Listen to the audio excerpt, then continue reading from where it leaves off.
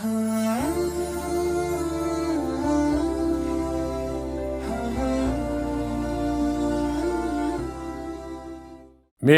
ырайымдуу Аллахтын ысымы менен баштайм. Бардык мактоо даңаза жараткан Аллах Тааланын жалгыз өзүнө гана болсун. Анын мээрими, тынчтыгы, берекеси Пайгамбарыбыз Мухаммад саллаллаху алейхи ва салламга, үй бүлөсүнө, сахабаларына, анан моминтип ооз ачам деп, ооз ачарда дуа кылып, бардык муктаждыктарымды чечип алам деп, жанатан бери илгери үмүт менен сабакта көрөйүнчү деп күтүп отургандарга, ооз бекитем деп жанатан бери даярданып аткандарга да Аллах Тааланын түгөнгүс мээрими жана тынчтыгы болсун. Кармаган орозоңуздарды Аллах Таалам кемчиликсиз кабыл кылсын. Арыбаңыздар. Ассаламу алейкум ва рахматуллахи ва баракатух. Урматтуу ата-энелер, агайыни, эже карындаш, жеңелер, бүгүнкү сабагыбыз кечеги эле өткөн сабактын уландысы. Убал. Убалына калба, убалынан корк, убал болуп калбасын, убал болот дегендеги эле теманы улантып айтабыз. Фаан Жабир радияллаху таала анху, Аллах андан разы болсун, риваят кылат.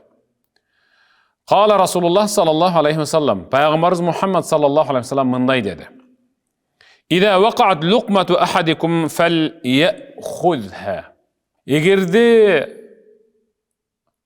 кимдир бирөөңөрдүн жеп жаткан тамагыңар, наныңарбы, айтор жеп жаткан алмаңарбы, күрүч жеп атасыңарбы, камыр жеп атасыңарбы, айтор бир кичинекей бир бөлүкчөсү күкүмү жерге түшүп кетсе, фальяхузха, дароо аны кордоп тебеленди кылбай, же башка бир нерсе менен чымчып, жийиркенип, арчып таштап койбой, алсын. Фальюмит ма кана биха мин аза. Андагы анча-мынча кыл, башка денсаулыкка зыян берчү күкүмдөрдүн баарын үйлөп, тазалап, анан вальякулха жесин. Муну ким айтып атат? Бул сөздү сизге мен айткан жокмун. Бул сөздү Пайгамбарыбыз Мухаммад саллаллаху алейхи ва саллам өзү айтып атат. Анткени Пайгамбар өзү ушинтип жечү. Вала ядахха лиш-шайтан. Ал күкүмдү шайтанга үлүш кылып таштап койбосун. Вала ямсах ядаху бил миндил хатта ялака асаби'a. Тамак жеп бүткөндөн кийин колун абдан тамакка тийген манжаларын баарын тили менен оозуна салып абдан жалап бүтмөйүнчө, аны кол арчы менен колун арчып жүрбесин. Тамактын изи май турган учурда аны башка майлык кол арчы менен арчып жибербесин, аны тазаласын колу менен, оозу менен жаласын. Fa innahu la yadri fi ayyi ta'amihi al-baraka. Анткени ал тамак жеп жаткан же сиз деп атат. Анткени силер жеген тамаңардын кайсыл жеринде Аллах тараптан жөнөтүлгөн берекенин бар экенин билбейсиңер. Балким денсаулыгыңар үчүн эң керектүү береке бармаңардагы майда, тамактын майы. Же ошол салаңардын ичинде кайсы бир күрүчтө, кичинекей бир күкүм нанда, же бир кичинекей камырда, жана башка ошондайда. Сөз түрдө ошону жийиркенип, өзүң жеп жаткан тамактын майынан, колуңдагы майынан, өзүң жийиркенип, аны колуң менен, тиги оозуң менен жаламайынча майлыкка, кол арчыга, салфеткага арчып кордобо. Хадиске кайтабыз. Вала ядауха лиш-шайтан. Оозуңардан, колуңардан дасторконго, отурган төшөгүңөргө түшүп калган нандын күкүмүн, тамактын кичинекей бир бөлүгүн шайтанга үлүш кылып берип койбо деп атат. Эмне үчүн ушундай деди?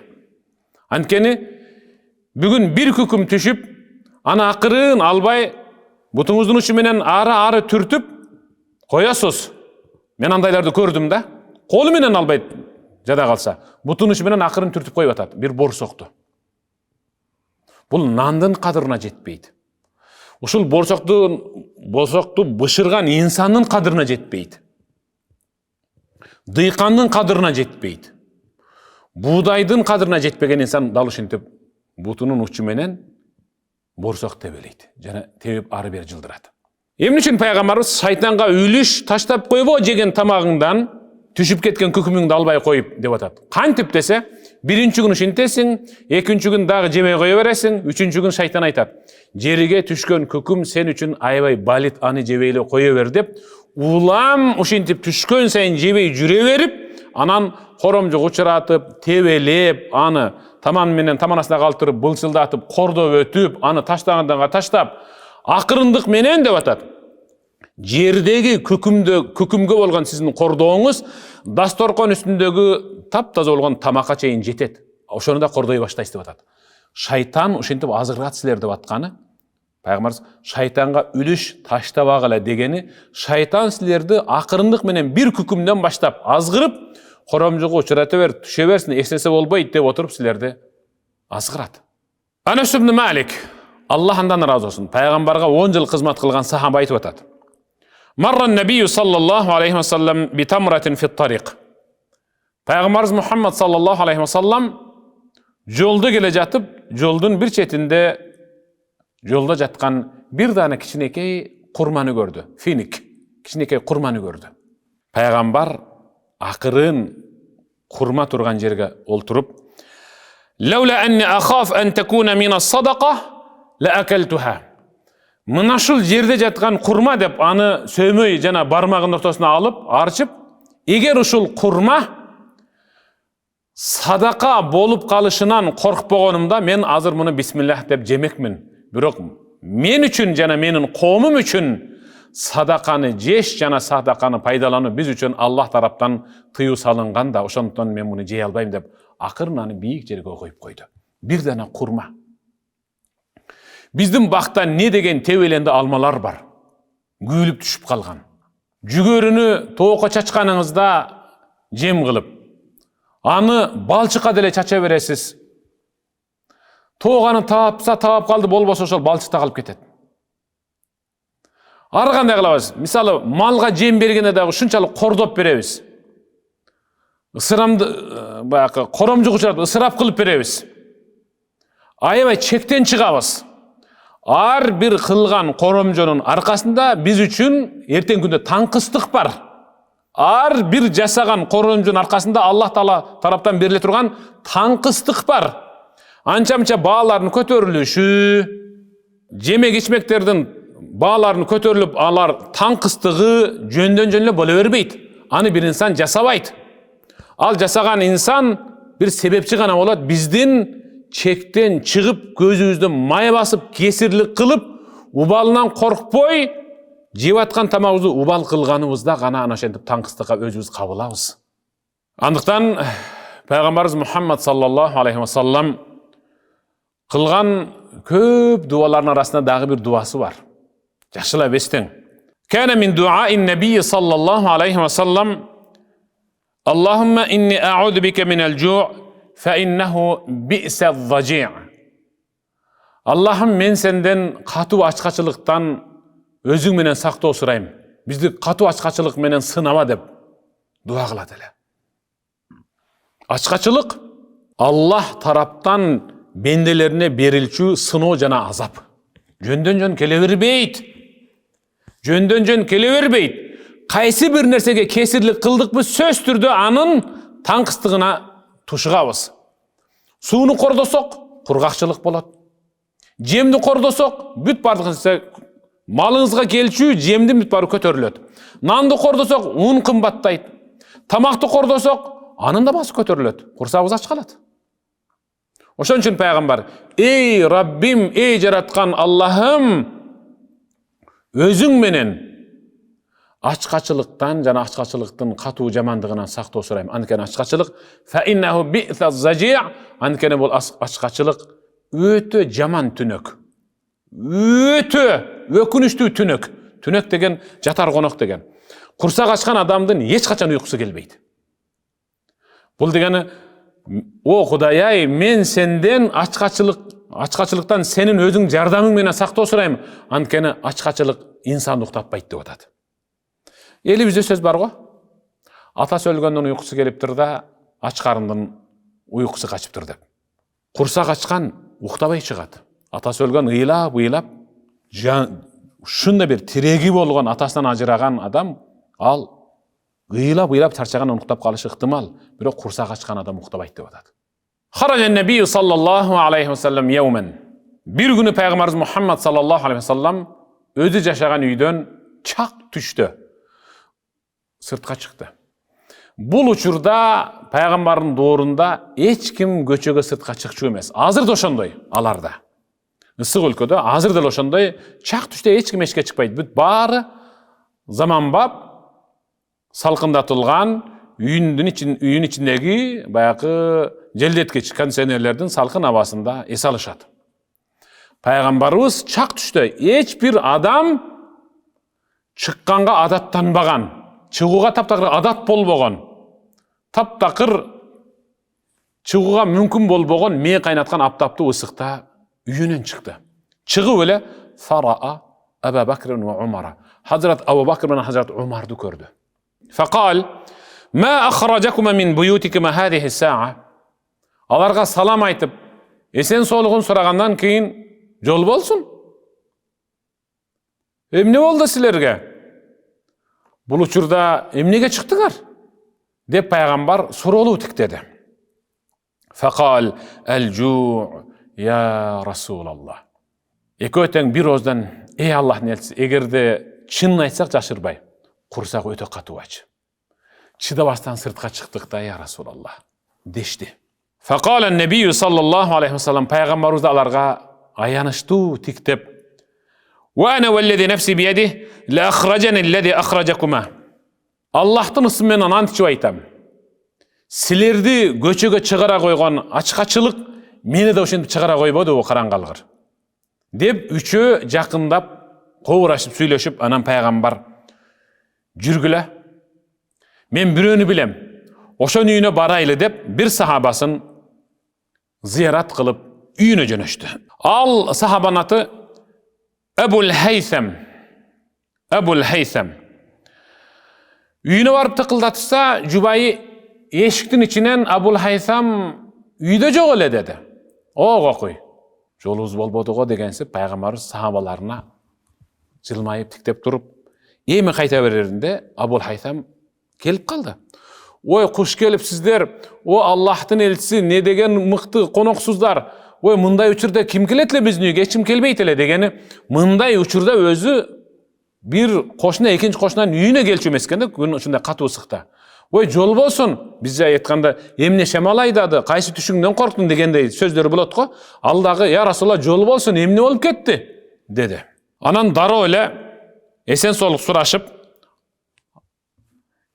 өтө сонун суусун кандыруучу муздак суу алып келди. Анан курманын жаңы бышкандарынан, алы быш эле көктөрүнөн, бышып небак как болуп калгандарынан бүт баарынан алып келди. "Сиздер ушудан ооз тийип туруңуздар эле" деп дароо чыгып, таатынакай бир улакты сойгон атканда пайгамбар байкап калып: "Соесузбу" деди. "Ооба, ушуну соеюнчу. Сизге ушул бир кубанычым койнума батпай, сүйүнүп атам да. Анда сүт берүүчүлөрүнөн алыс бол" деди. Бул дегени саап иче турганыңды сойбо деди эле. "Жаш улак" деди. Анда ошону союп, экиге бөлүп жарымын кактап отко бышырып, жарымын кайнатып бышырып пайгамбарга алып келди. Үчөө абдан тойду.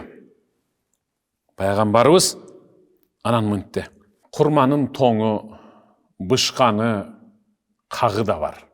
Нан, эт, суу бар турат" деп пайгамбардын көзүнөн жаш тамчылап, бир нандын үстүнө табактагы бир этти коюп туруп: "Мунуну тезинен Фатимага жеткирбесеңер, ал 3 күндөн бери наартат элек" деди.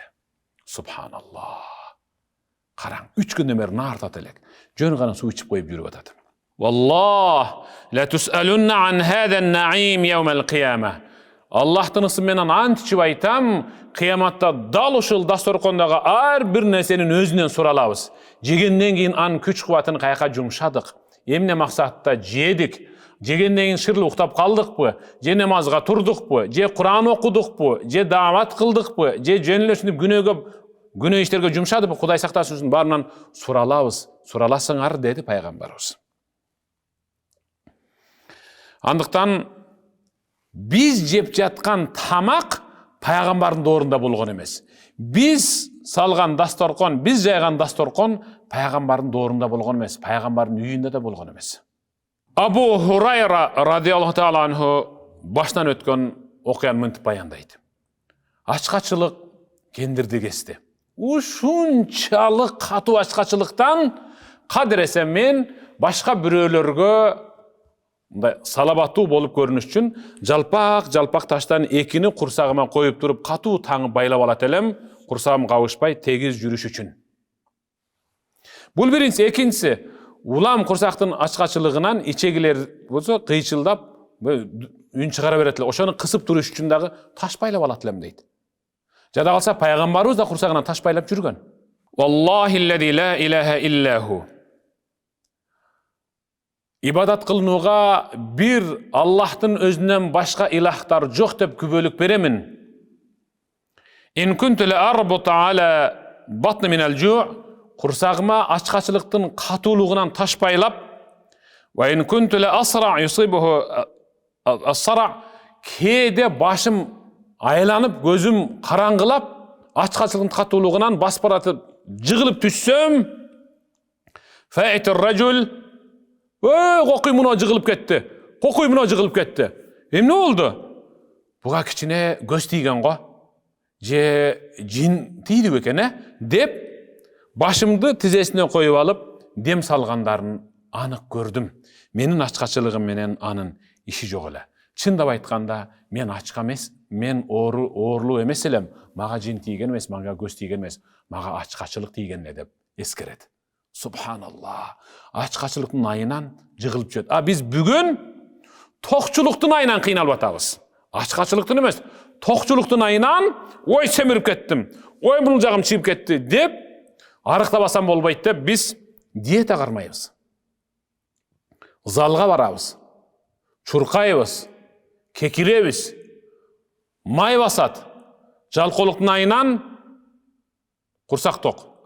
Намазга турбайбыз. Намаз кыла албайбыз. Куран окуй албайбыз. Дем кыстыгат.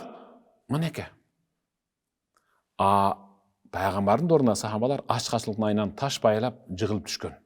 Биз бүгүн токчулуктун айынан жыгылып жүрүп атабыз. Кан басып көтөрүлүп. Пайгамбарыбыз Мухаммад саллаллаху алейхи ва салламдын раудасына кире берерде жерден бир 2 карыштай бийик турган сөрүчө бар. Азыр да турат. Ошол сөрүчөдө пайгамбардын доорунда өтө кедей, өтө кембагал, ач карын сахабалар ошол жерде зикир кылып отурушкан. Алардын жасаган иши жөн гана ошо зикир, ибадат, намаз. Пайгамбар өзү баш болуп, сахабалар жардамчы болуп, тапкан жей турган, кие турган нерселерин, тамактарын кие турган кийимдерин аларга алып келип карап турчу. Анан пайгамбарыбыз аларга дем берүү максатта "Лау та'ламуна ма а'аддаллаху лакум ла ахбабтум ан таздаду фaqah". Мына шул ачкачылыгыңарга сабыр кылганыңар себептүү Аллах силерге ахиретте даярдап койгон бейишин эгерде анык билсеңер, дагы да ачка жүрө бермекти каалап калмаксыңар. Андыктан сабыр кылгыла, Кудай Таалам бергөн рызкы берет деп пайгамбарыбыз аларга дем берчү. Мына шундай деңгээлде ачкачылыкты өткөрүшкөн алар. Алар кордук, мисалы, кордоонун, аша чабуунун, кесирликтин айынан эмес, аларда чындап жокчулук болгон. Балким дагы бир кесир, чектен ашкан, көзүн май баскан инсандын айынан балким алар ошентип ачка калгандыр эми, Кудай сактасын. Биз дагы кесир сүйлөп, чектен ашып, көзүбүздү май басып, жеп жаткан наныбыз менен башка жерлерде арчып, чектен ашып, коромжок учурата турган болсок, биздин айыбыздан кимдир бирөөлөр ачка калбасын, өзүбүзгө кошулуп. Кудай сактасын. Аллах өз аятында астагфирулла билlah. Я айюхар русулу кулу минат таййибат ва'малу салихан инни бима та'малуна алим. Садакаллахул азим. Аллах эй элчилер деп жалпы пайгамбарларга вахий кылды. Мен берген рызкысынын эң таза адалын ден соолугуңа пайдалуусун коромжого учуратпай пайдаланып жегиле. Субханалла. Андан кийин ва'малу салиха, жакшы иш кылгыла. Тамак жегенден кийин сөз түрдө ал тамактын күчүн ибадатка колдонгула деп атат. Тамак жеп алып футбол ойно, тамак жеп алып волейбол ойно, тамак жеп алып карта ойно, тамак жеп алып анан кийин бильярд ойно деген жери жок.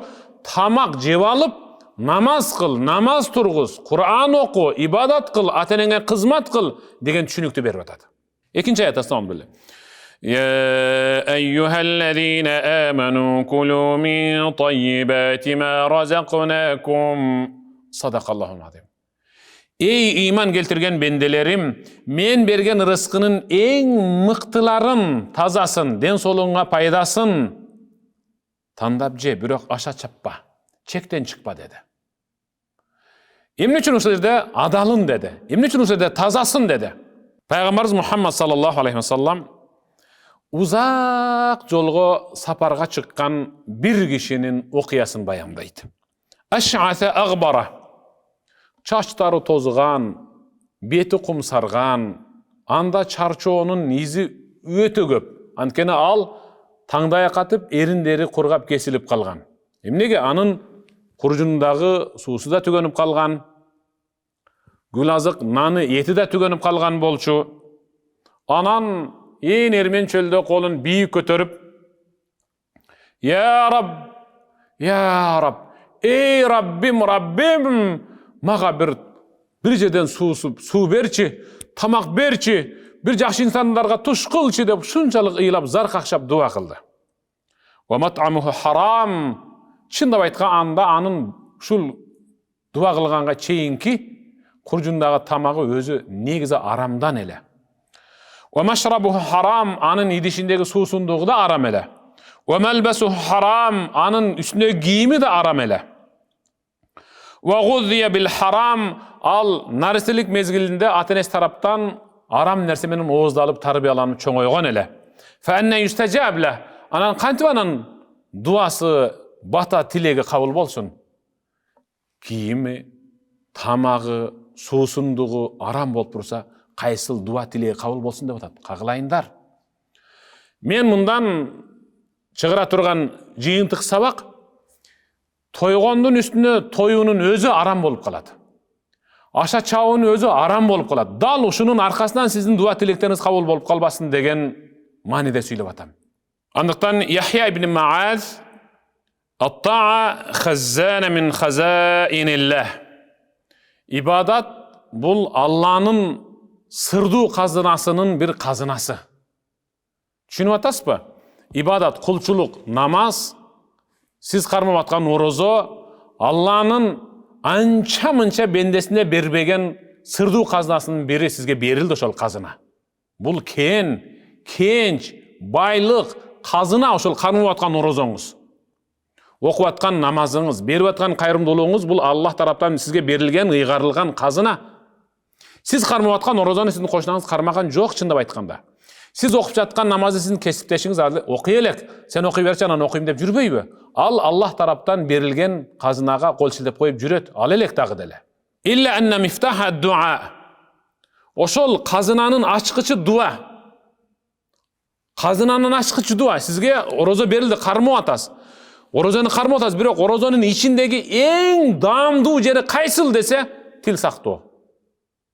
Эң даамдуу жери эмне десе, тилди сакташ керек. Тил сактоо үчүн дуа кылып атасыз. Аллахым, мени оңдо, мени такыба кыл деп атасыз. Бирок ошол казынанын ачкычы дуа болсо, эми ачкычындагы тиштери болуш керек да. Жөн эле мындай эле бир узун эле темирди үйүңүздүн ачкычын ордуна салып бурасаңыз ачылбайт да. Вастануху лукмул ал-халал. Ачкычтын тиштери бул адал тиштем, адал ууртам, адал тамак деп атат. Адал тиштем болсо, адал тамак болсо, дуаңыз кабыл болот. Дуаңыз кабыл боло турган болсо, демек ибадаттын маани, маңызын, эң ширин даамын нактататтыңыз да. Кармап аткан орозоңуздун дагы даамын сезесиз. Текелеп тургузуп окуп жаткан намазыңыздын саждасындагы бейиштин жытын жыттай аласыз. Беріп атқан қайырымдылығыңыздың рахаттуу жерін нақта байқайсыз. Инсан алғандан көрө бергенге көбірек қуанат дейді өзі негізі. Кімдір біреуге қол сунуп бергенде инсан ушунчалык сүйүнөт. Аз беріп қалдым ғой, кантип дагы ушу беріп бір кубантып алсам екен, кантип ушу кайрымдуулук кылып кубантып алсам екен дейт. Анткени анын үстүндөгү кийими, жеген тамагы адал болгондугун сүйүнөт. Эгерде үстүндөгү кийими арам болуп, жеген тамагы арам боло турган болсо, ал берген сайын кичинере берет, жүрөгү карая берет. Ой, казына кемейип кете турган болду, бул мени жок кыла турган болду, ала берип менден дейт да. Абдуллах ибн Аббас радиаллаху таала анху, Аллахдан разы болсун, мындай дейт: "Кул ма ши'т, валбас ма ши'т." Каалашыңча же мейли. Каалашыңча же. Анан каалаганыңдай кийин мейли. Кымбат кийинесиңби, орто бабы, арзан бабы кийин, бирок абыретиңди жапсын. Каалашыңча же, бирок ачкачылыгыңды тосун, мейли же. Бирок ма ахтаатка хаслатан, бир эки жаман кыслет сени ороп калбасын. Же кийин бирок эки жаман нерсе сени оромоттоп калбасын. Кайсыл десе, сараф ау махила. Ысырапкерчилик менен текебердик сени оромоттоп албасын. Жегениңде ысырапкерчиликке барба, кийгениңде текеберленбе деп атат. Субханаллах. Жеп ичкениңде ысырапкерчиликке барба, кийингениңде текеберленбе. Ушул ысырапкерчилик менен текеберликти бир четке сүрүп коюп, жеп анан кийинсең, сен эч качан элге жек көрүндү болбойсуң. Бирок бир нерсени унутпоо керек. Тамак жер алдында, айрыкча курсак ачып жатканда, көп адамдардан көп нерсе унутта калып калат. Пайгамбарыбыз Мухаммад саллаллаху алейхи ва саллям: "Инна шайтан ястахиллу таам ин лам юзкар исмуллах алей." Кайсы бир инсан Бисмиллахир рахманир рахим деген сөздү тамак жерден мурда унутуп кала турган болсо, дал ошол жерде шайтан ал тамакка кошуп, башка тамак, арам тамактардын баарынын көзүнө адал кылып көрсөтүп кое берет. Шайтан ушунчалык азгырат. Ошол себептен тамак жерден мурда Бисмиллахир рахманир рахим деген сөздү үй бүлө башчысы ата же эне балдарына дасторкон айланасында бийик чыгырып айтып койсун, те дасторкон этегиндеги шашып жаткандар унутуп калбоо үчүн. Тамак жеп бүткөндөн кийин бүт баары курсагы тоюп, жим отуруп калган учурда, мейли айыл аксакалыбы, той топурда, маарекелерде же үйдөгү атабы, энеби, "Алхамдулиллах" деп үнүн бийик көтөрүп койсун, тамак жегенден кийин курсак тоюп, тигилер Кудайга шүгүр деген сөздү унутуп калбоо үчүн деп атат. Караңчы кандай тамак жеш не бир укмуш жетик маданият. Пайгамбарыбыз Мухаммад саллаллаху алейхи ва саллям: "Ла акул ва ана муттаки." Мен эч качан жамбаштап сөйөнгөн абалда тамак жебейм деген. Тамак жегенде түз олтуруп, эч нерсеге сөйөнбөй, чыканактанбай жеш ушул пайгамбардын сүннөтү. Ушинтип жамбаштап отуруп жештин өзү текебердик, кайдыгерлик, алдындагы рызкыны, тамакты тоготпоочулук. Эгерде кандайдыр бир үзүрү болсо, кемчилдиги болсо, сөз түрдө отурганга мүмкүнчүлүгү болбосо, анда мейли ага уруксат деп атат. Бирок ал саны аман, ден соолугу чың болуп туруп, эгерде жамбаштап ала турган болсо, анда текеберлик, кесирлик ушул. Ушунун убалынан корк, тамактын убалынан корк. Алдыңыздагы дасторкондун, жайылган дасторкон үстүндөгү дүйүм тамактын убалынан корк деген түшүнүк. Дасторкон жайылып, тамак жерге келгенде, ар бириңер өзүңөрчө бөлөк-бөлөк олтуруп албай, жакын болуп, жамаат топ болуп олтургула. Анткени пайгамбарыбыз: "Инна хайра таамикум ма касурат алейхил аяди." Пайгамбарыбыз айтты: "Силердин жеп жаткан тамагыңардын эң берекелүүсү жана таасирдүү, даамдуусу көп колдор түшкөн тамак жана табак." Ошон үчүн сахабалар: "Я Расулаллах, эмне үчүн? Айтыңызчы, биз тамак жейбиз дагы такыр курсак тойгонун билбей атабыз" деди. "Я Расул, айтыңызчы, биз тамак жеп атабыз кадырес эле, бирок такыр тойгонду билбей атабыз, такыр тойбой атабыз жеген тамагыбызга." Пайгамбарыбыз айтты: "Лааллакум тафтарикун." Менимче силер өзүңөрчө ар кимиңер ар жерге отуруп бөлүнүп жеп аткансыңар го, деди эле. Сахабалар айтты: "Ооба, я Расулаллах." Bölünüp oturup jeybiz. Men özümün idişime, tigi özünün idişine dedi. Peygamber aytdı. İstemi'u ala ta'amikum. Tamak jegeniňerde çoğulup birigi olturgula. Ve zkuru ismallah yubarak lakum fih. Anan sözdürde Bismillahirrahmanirrahim deyip baştagıla. Tamaktın en berekelüsü, anan toyumdusu, köp kol ulam kirip çıkkan tamak jana tabak da batады. Subhanallah. Azır bizde ortaga çoğun tamaka gürüç, aş je bolboso 5 barmak alıp kelet. Anan aldыбызга birden kичинекей tabakça tarelkalar koyup anan ошондон жейбиз. Ар кимиz özübüzчe жейбиz. Ушуну айтып жатат Пайгамбарыбыз. Anda kılbay, çoğu bir жерден жегиле eger mümkünçülük bolsa. Sözümdün ayağında Peygamberimiz Muhammed sallallahu aleyhi ve sellem innel baraka tenzil vasatat ta'am. Allah'tın aldından javatkan, koyulvatkan bereke dastorkon üstüne, dastorkonun ortasına koyulgan tamaktın tak üstüne jayt. Kiçinekey kesede bolsun, kiçinekey misalı tabakta bolsun, aytor uşunday. Ortasına jayt. Fakulu min hafati. Andıktan tamak jegeniňerde ar biriňer özüňerdiň aldyňardan çehtinen başlap jegile. Wala ta'kulu min wasati. Hiç kaçan ortasından albagla. Berekeni jogotosуңар degen. Allah Taalam barыбызды ubaldan korkon, kesirlenbegen, çekten aşpagan, koromcuga uçuratpagan, ubal kılbagan en mıktı oroza karmoğuçu mumun musulmanların katarında kılsın. Karmagan orozoňuzlarda Allah Taalam kemçiligiňiz kabul kılsın. Jaygan dastorkonuňuzlarda Allah Taalam özünün merim nazarına ileşken, kuttarıgan, kuttu, berekeli dastorkon kılsın. Sizlerin dastorkonuňuzlardan ardayım oroza karmagandar, oğuz açıp, oroza karmay turgandar, oğuz bekitip, takva insanlardan kolu uzatılgan, hafiz, alim, en mıktı insanlardan köp kolu birigip uzatılgan berekeli dastorkon bolsun. Karmagan orozoňuzlarda Allah Taalam kemçiligiňiz kabul kılsın. Kийинки sabakta jolukanga çeyin aman bolunuzlar. Assalamu aleykum ve rahmetullahi ve barakatuh.